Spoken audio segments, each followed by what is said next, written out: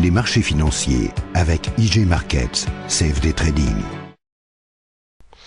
Bonjour, c'est Gilles du site boursicoté.com. Voici l'analyse technique du CAC 40 pour la journée du mercredi 14 septembre 2011.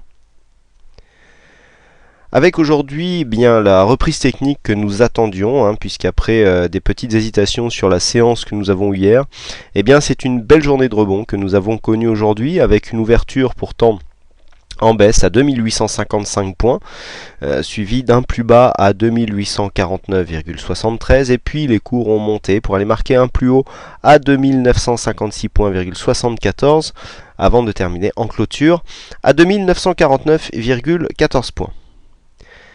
Le CAC 40 gagne 1,87% sur cette séance, plus de 54 points gagnés par rapport au cours d'hier, au cours de clôture d'hier. Donc c'est une séance de rebond technique, séance qui était attendue. Nous avions eu le premier signe sur l'avant-dernière bougie, où je vous avais indiqué qu'on avait les premiers signes d'une consolidation, d'une fin de consolidation et donc d'un rebond technique. Ici, on avait eu une petite confirmation avec un signal haussier marqué ici par un marteau. Cette bougie que je vous avais indiqué comme étant, je dirais,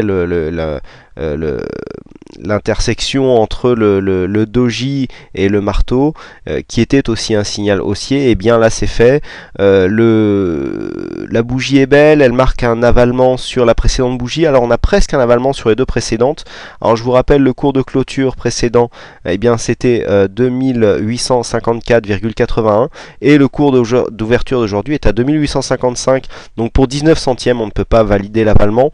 Bon, à 19 centièmes de point près, on pourra considérer qu'il y a un avalement haussier sur quasiment les deux précédentes bougies. Donc c'est un signal haussier.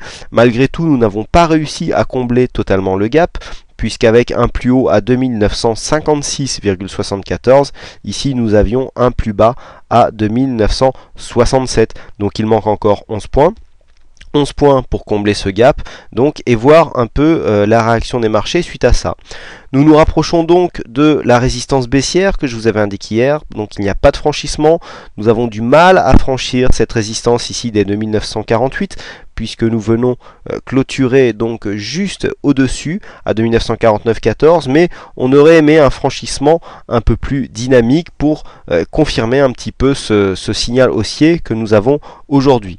A noter que nous sommes venus nous appuyer au niveau des plus bas sur la zone des 2848 points, puisqu'avec un plus bas à 2849,73, on peut considérer que c'est ce support qui a joué aujourd'hui. Donc nous remarquons des plus bas de plus en plus haut, ainsi que les plus hauts de plus en plus haut. Donc d'après la loi de Dow, on repasse en tendance haussière court terme. C'est ce que, donc, du point de vue des valeurs ici, on attend une cassure maintenant de la résistance baissière. Demain, elle sera en intersection avec la zone des 2948 points. Donc ici, cette zone risque d'être assez difficile à franchir si nous ouvrons sous donc les 2948 points.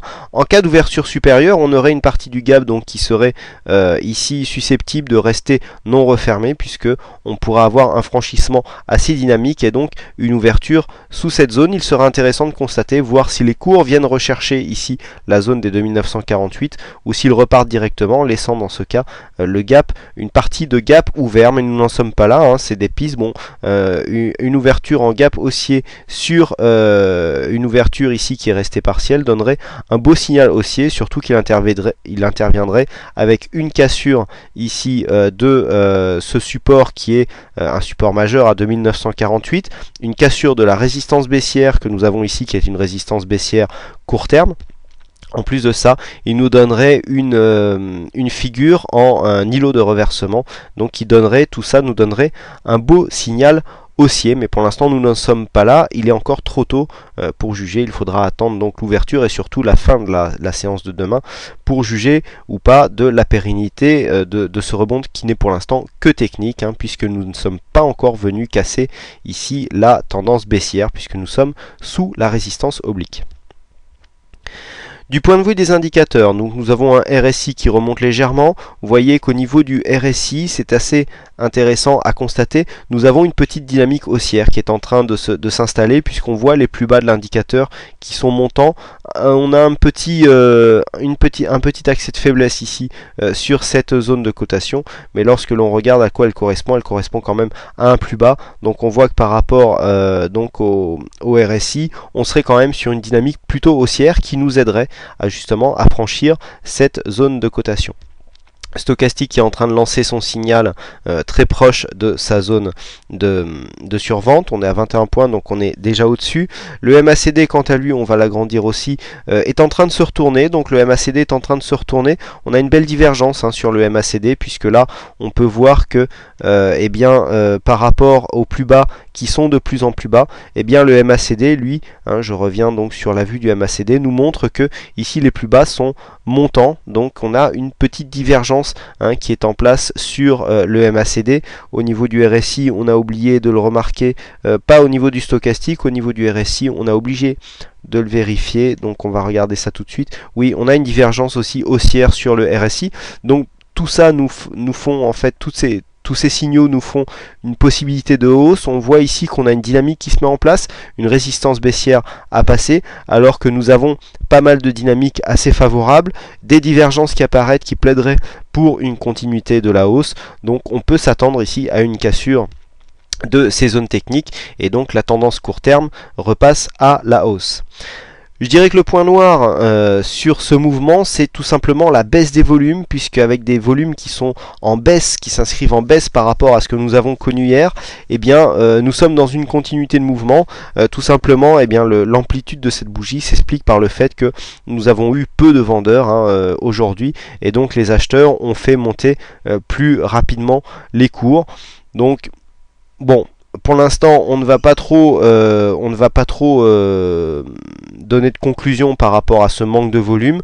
On dira qu'ils sont quand même légèrement supérieurs à la moyenne, avec une volatilité qui somme toute reste relativement stable. Donc on attendra maintenant pour confirmer une cassure de cette zone technique. Donc une ouverture au-dessus des 2950 nous donnerait un formidable signal haussier. Entre 2850 et 2950 on serait dans une zone neutre, mais je dirais dans une zone de continuité haussière, tant que l'on ne casse pas effectivement les plus bas d'aujourd'hui, à savoir, je le rappelle, les 2849,73, on arrondira à 2850. Tant que cette zone n'est pas cassée, nous sommes toujours sur la dynamique d'un rebond. Voilà ce que l'on peut dire donc sur cette analyse technique. Aujourd'hui, c'est Ludo73 qui a gagné au jeu du fixing. Ludo qui est un fidèle de suite du site depuis maintenant un petit moment. Et puis donc un petit mot aussi pour vous signaler au niveau des performances du portefeuille. Alors voilà, c'est un peu ce que je voulais vous expliquer, c'est que aujourd'hui nous avons eu une belle phase de hausse. Donc phase de hausse assez dynamique, et comme je vous le disais il y a peu de temps, au niveau du dynamique, quand la tendance est largement haussière, vous voyez qu'aujourd'hui le score n'est pas terrible par rapport à la hausse que nous avons eue. On a gagné 0,43%. Par contre, alors pour vous montrer, voilà, les positions ont été prises le 6, donc le 6 à l'ouverture nous étions quasiment à 3000 points. Et bien ce que nous allons constater, c'est qu'ici la stratégie d'arbitrage a donné vraiment toute sa mesure, puisque nous sommes revenus à 50 points près, proche de notre point d'entrée au niveau du CAC.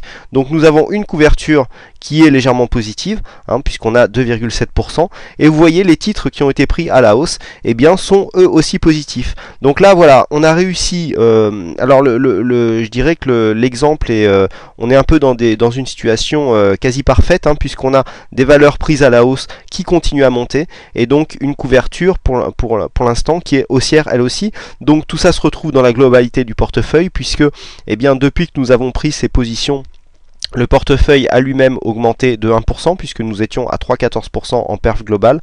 Et comme vous pouvez le constater, je ne sais pas si on le voit sur cette vue, voilà, bon, on est investi, on a donc deux lignes de 4000, une ligne à 2000, donc on est investi à 10 000 euros sur un portefeuille à 30 000, ce qui nous donne un taux d'investissement à 30%. Donc on est investi à un tiers du portefeuille total. Tout simplement pourquoi ?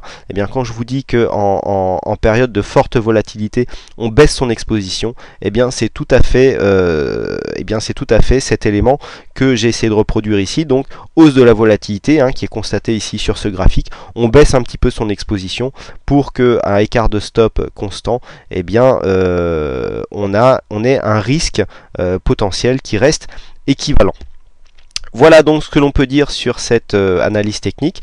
Il ne me reste plus qu'à vous souhaiter à toutes et à tous une bonne soirée, bonne chance dans vos trades, et je vous donne rendez-vous dès demain pour de prochaines analyses techniques. Sans oublier vendredi donc au salon de l'analyse technique, vous aurez pour ceux qui seront présents l'honneur et l'avantage d'assister donc à une analyse en direct sur le stand d'Active Trade aux alentours de 18h30 donc au salon de l'analyse technique, espace Champéret à Paris. Voilà, bonsoir à tous, bonne chance. Les marchés financiers avec IG Markets, CFD Trading.